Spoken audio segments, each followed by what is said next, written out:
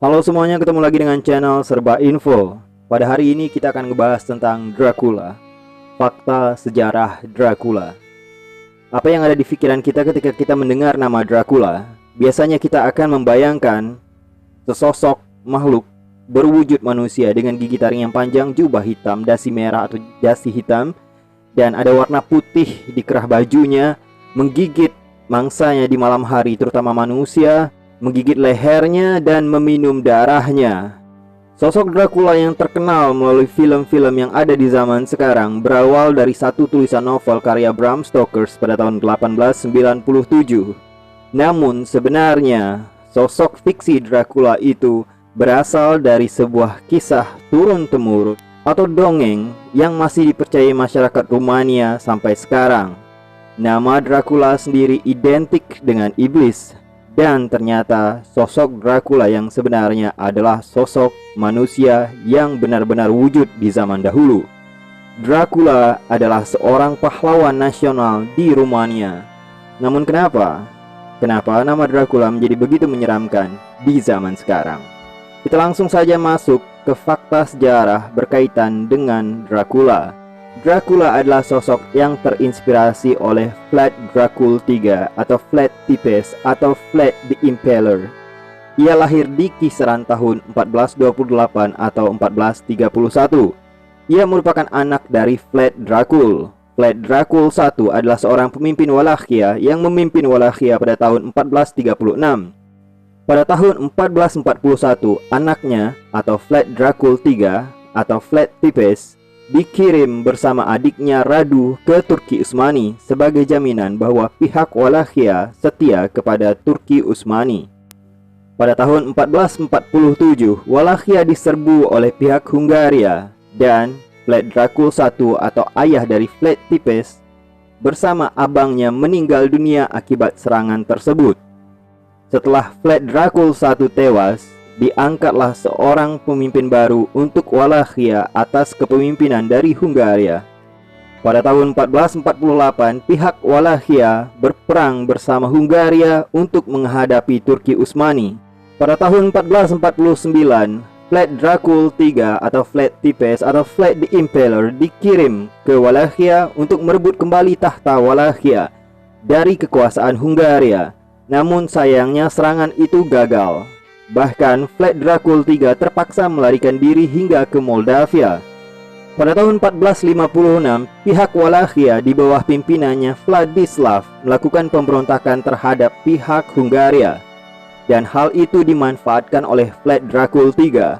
Vlad Dracul III yang sebelumnya pro kepada Turki Utsmani, namun akhirnya berpihak kepada Rumania untuk menjatuhkan kekuasaan Vladislav. Akhirnya dalam perang tersebut, pihak Vladislav kalah dan tampuk pemimpin kekuasaan Wallachia jatuh ke tangan Vlad Dracul III di bawah kontrol Hungaria. Ketika Vlad Dracul III menduduki tahta Wallachia, Sultan Mehmed dari Turki Utsmani menuntut pihak Wallachia untuk membayar upeti atau pajak seperti biasanya. Namun yang terjadi karena Vlad Dracul III merasa ia menaiki tahta Wallachia atas bantuan Hungaria, akhirnya ia menolak tuntutan Turki tersebut. Bahkan pada tahun 1462, Vlad Dracul III melakukan serangan terhadap orang-orang Turki Utsmani dan Bulgaria.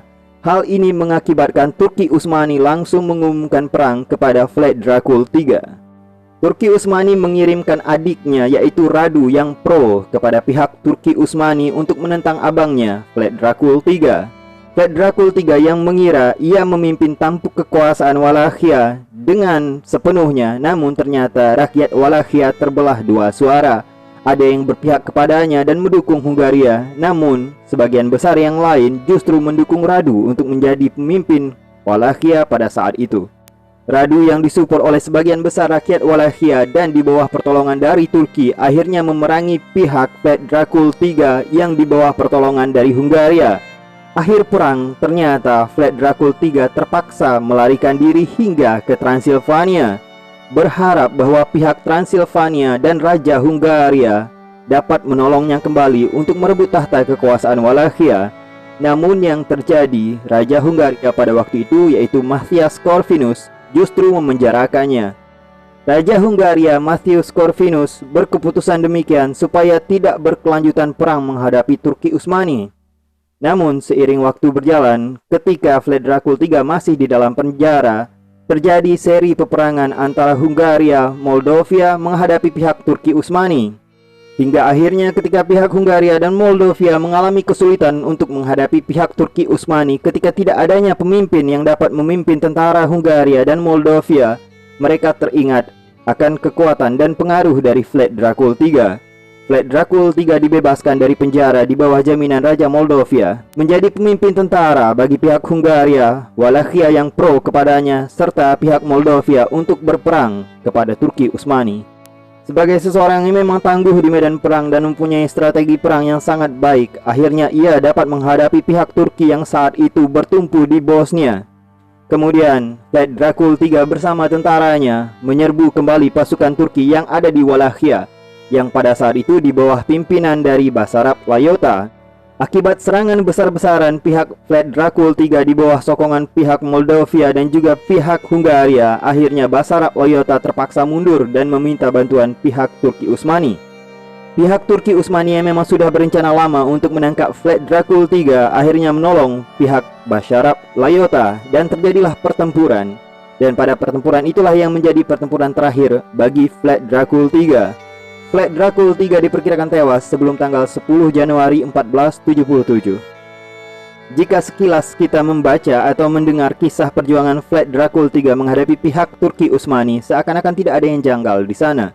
Namun ternyata faktanya Vlad Dracul III merupakan seorang pemimpin yang sangat kejam. Ia bisa melakukan tindak kekejaman yang sangat brutal kepada musuh-musuhnya. Ia disebut sebagai seorang psikopat yang tidak mempunyai rasa belas kasihan sama sekali. Bahkan Vlad Dracul III juga disebut-sebut oleh pihak Rusia dan Jerman sebagai seorang pemimpin yang jauh lebih kejam daripada Caligula dan juga Nero. Vlad Dracul III disebut selalu menikmati penyiksaan kepada musuh-musuhnya. Musuh-musuh yang sudah berhasil ditangkapnya tidak langsung dibunuhnya, melainkan disiksa terlebih dahulu. Pembunuhan secara disula atau dipenggal kepala adalah hal yang biasa pada zaman Vlad Dracul III. Bahkan salah satu kebiadaban yang pernah dilakukan oleh Vlad Dracul III adalah pernah merebus hidup-hidup tentara musuhnya yang sudah tertangkap dan menyerah di dalam sebuah tangki air, dan kepala musuh-musuhnya ini tertengadah keluar. Kemudian dibakar api di bawah tungku tersebut sehingga musuh-musuhnya menjerit kesakitan dan penuh penderitaan sebelum akhirnya meninggal dunia. Dan Vlad Dracul III menikmati momen-momen itu. Dalam satu lukisan Jerman pada tahun 1499 menggambarkan betapa Vlad Dracul III dengan santainya duduk makan malam sembari melihat musuh-musuhnya disiksa dan dibunuh di hadapannya. Seakan-akan ia semakin bernafsu untuk menikmati hidangan makan malamnya ketika ia melihat musuh-musuhnya dibunuh di depannya. Dan sangat banyak lagi sebenarnya kekejaman dan kejahatan yang dilakukan oleh Vlad Dracul III terekam dalam sejarah. Sebagai seorang pemimpin yang biasa menyiksa musuh-musuhnya dengan cara yang sangat keji yang tidak pernah terfikirkan sebelumnya, sosok Vlad Dracul III yang kejam dan tidak punya perasaan inilah yang kemudian menjadi inspirasi bagi para penulis novel di kemudian hari untuk meramu kisahnya menjadi sebuah kisah yang menyeramkan. Novel Dracula tulisan Bram Stoker pada tahun 1897 itu selain terinspirasi oleh Vlad Dracul III, juga terinspirasi oleh kisah-kisah lampau tentang sosok-sosok menyeramkan yang ada di Rumania, seperti sosok vampir penghisap darah manusia yang ada di dalam dongeng masyarakat Rumania yang pernah ditulis oleh Emily Gerard. Hingga akhirnya seiring perkembangan zaman, novel Bram Stoker's Dracula tersebut akhirnya difilmkan dan semakin dikenal luas di seluruh kawasan dunia. Namun sejatinya, sosok fiksi yang ada di dalam novel Bram Stoker tidaklah sama dengan sosok asli Vlad Dracul III karena berdasarkan dari kisah yang berbeda pula. Namun begitu, karena kekejamannya, Vlad Dracul III akhirnya abadi di dalam sejarah manusia menjadi sosok menyeramkan, fiksional, yaitu Dracula. Bahkan sekarang ketika orang mendengar nama Dracula, langsung teringat kepada iblis, setan, atau hantu yang menyeramkan. Mungkin seperti itulah teror yang dirasakan oleh musuh-musuh politik Vlad Dracul III semasa Vlad Dracul III masih berkuasa dulu. Namun walau bagaimanapun, Vlad Dracul III sampai ke hari ini masih tetap menjadi pahlawan nasional bagi pihak Rumania karena dianggap menentang kekuasaan penjajah Turki Utsmani. Semua orang punya persepsi masing-masing, bahkan negara juga punya penilaian pandangan tentang sejarah mereka masing-masing. Baiklah, itu saja video kita kali ini. Kita ketemu lagi di video-video yang lain. Terima kasih dan silakan subscribe yang belum subscribe. Dan berikan komen terbaik Anda. Jangan lupa tekan like dan sampai jumpa.